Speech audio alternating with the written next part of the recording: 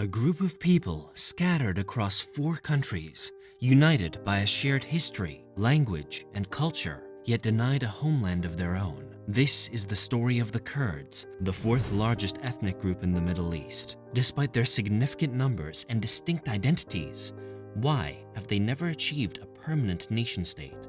What are they fighting for? Stay with us to uncover the truth. In this video, we'll explore the complex and often tumultuous history of the Kurdish people and why they are fighting. So, let's get started. The Kurds are one of the indigenous peoples of the Mesopotamian plains and the highlands in what are now southeastern Turkey, northeastern Syria, northern Iraq, northwestern Iran, and southwestern Armenia. This region, often referred to as Kurdistan, or Land of the Kurds, spans approximately 230,000 square miles, an area larger than the United Kingdom. With an estimated population of between 25 and 35 million, the Kurds are the 4th largest ethnic group in the Middle East. They are a distinctive community bound together through race, culture, and language. While the majority of the Kurds are Sunni Muslims, their community is diverse, including adherents of various religions and creeds, such as Christians, Jews, Yazidis, and Zoroastrians. The Kurdish language, part of the Indo-Iranian branch of the Indo-European language family, is spoken in various dialects across the region. However, due to the political divisions of their homeland, Kurds have never achieved a standardized national language. The roots of the modern Kurdish struggle can be traced back to the aftermath of World War I and the collapse of the Ottoman Empire.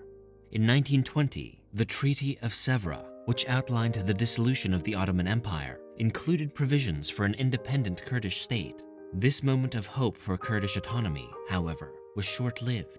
Just 3 years later, the Treaty of Lausanne established the modern borders of Turkey, which did not include any arrangements for a Kurdish state. Instead, it left the Kurds with a minority status in their respective countries.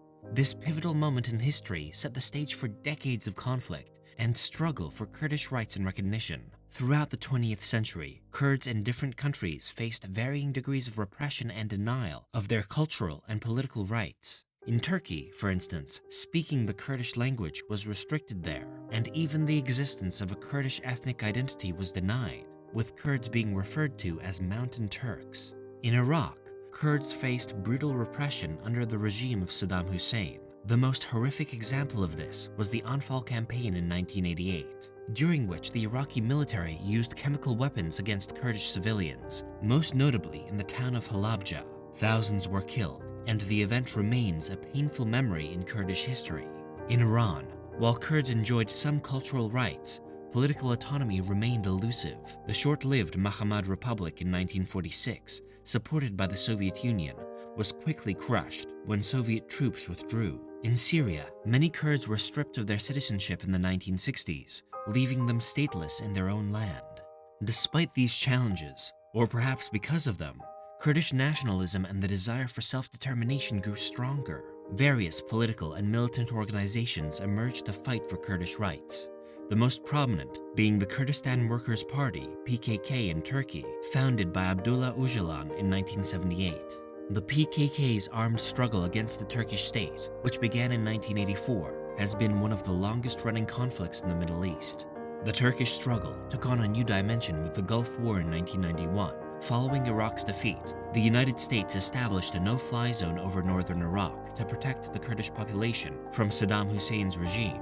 This led to the creation of a de facto autonomous Kurdish region in northern Iraq, which would later become the Kurdistan Regional Government, KRG. The KRG, established in 1992, marked a significant milestone in Kurdish history. For the first time in modern history, Kurds had a self-governing region recognized by the international community. The KRG has since developed its own parliament security forces, known as Peshmerga, and has even conducted its foreign policy to some extent. However, the path to autonomy in Iraqi Kurdistan was not smooth. From 1994 to 1998, the region was torn apart by a civil war between 2 main Kurdish parties: the Kurdistan Democratic Party, KDP, led by Masoud Barzani, and the Patriotic Union of Kurdistan, PUK, led by Jalal Talabani. The conflict, known as the Fratricide War, highlighted the complex internal dynamics within Kurdish society. In 2003, Saddam Hussein's regime fall further solidified the KRG's position. The 2005 Iraqi constitution recognized Kurdistan as an autonomous federal region, a status that remains to this day. This has allowed Iraqi Kurdistan to develop its economy, particularly its oil sector, and to establish itself as the most stable and prosperous region in Iraq. However, while Kurds in Iraq were making strides towards autonomy, their counterparts in other countries continued to face challenges. In Turkey, the conflict with the PKK intensified in the 1990s, leading to thousands of deaths and the displacement of many Kurdish civilians. In 2013, a ceasefire was declared between Turkey and the PKK, bringing hope for a peaceful resolution. However, this hope was short-lived. The ceasefire collapsed in 2015, reigniting the conflict that continues to this day. In Syria, the outbreak of civil war in 2011 created both opportunities and dangers for the Kurdish population. As the Syrian government's control weakened in the north, Kurdish groups, primarily led by the Democratic Union Party, PYD, and its armed wing, the People's Protection Units, YPG, established control over large areas of northern Syria. This de facto autonomous region, known as Rojava, implemented a system of democratic confederalism, emphasizing direct democracy, gender equality, and ecological sustainability. However, the experiment in Kurdish self-rule in Syria has faced numerous challenges, including threats from ISIS, opposition from the Syrian government, and hostility from Turkey, which views the PYD as an extension of the PKK. The rise of ISIS in 2014 marked a turning point for the Kurds, particularly in Syria and Iraq. As ISIS swept across large swathes of territory, Kurdish forces found themselves on the front lines of the fight against the extremist group. The Peshmerga in Iraq and the YPG in Syria, often with support from the US-led coalition, played a crucial role in halting ISIS's advance and eventually contributing to its territorial defeat. The Battle of Kobani in 2014 to 2015 became a symbol of Kurdish resistance against ISIS. Despite being heavily outgunned, Kurdish forces, with the help of US airstrikes, managed to repel ISIS from the city after a months-long siege. This victory not only boosted Kurdish morale, but also brought international attention to their cause. The Kurds' effectiveness in combating ISIS earned them widespread praise and support, particularly from the United States. However, this support has often been tempered by geopolitical considerations, as exemplified by the events of October 2019. In October 2019, after a phone conversation with Turkish President Erdogan, US President Donald Trump declared that American troops would be pulled out of northern Syria. This decision effectively gave Turkey the green light to launch a military offensive against Turkish forces in the region. The Turkish operation, dubbed Operation Peace Spring, aimed to create a safe zone along its border with Syria, free of Kurdish fighters whom Turkey considers terrorists due to their links with the PKK. The sudden US withdrawal was seen by many Kurds as a betrayal, forcing them to seek protection by aligning with the Syrian government and Russia. The Kurdish struggle for recognition and autonomy has not been limited to military conflicts. Kurds have also engaged in political and diplomatic efforts to advance their cause. In Iraq, the KRG held a referendum on independence in September 2017. While over 92% of the voters supported independence, the move was opposed by the Iraqi central government, as well as by neighboring countries and much of the international community.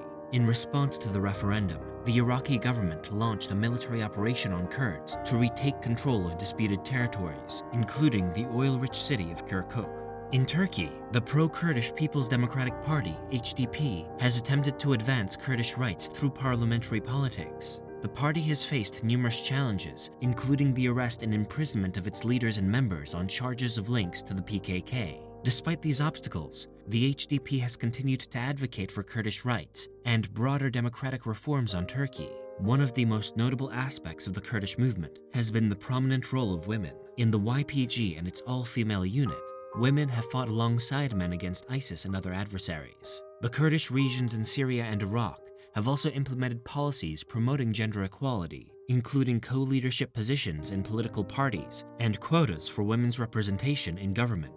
The Kurdish struggle has also been marked by internal divisions and rivalries. Different Kurdish groups often have conflicting ideologies and allegiances. For example, the KDP in Iraq has generally maintained good relations with Turkey while being at odds with the PKK and its affiliates. These divisions have, at times, weakened the overall Kurdish position and have been exploited by regional powers. Despite these challenges, the Kurds have made significant strides in preserving their culture and identity. Kurdish language and literature have flourished, particularly in Iraq, where Kurdish is an official language alongside Arabic. The Kurdish struggle for autonomy and recognition has had profound implications for the broader Middle East region.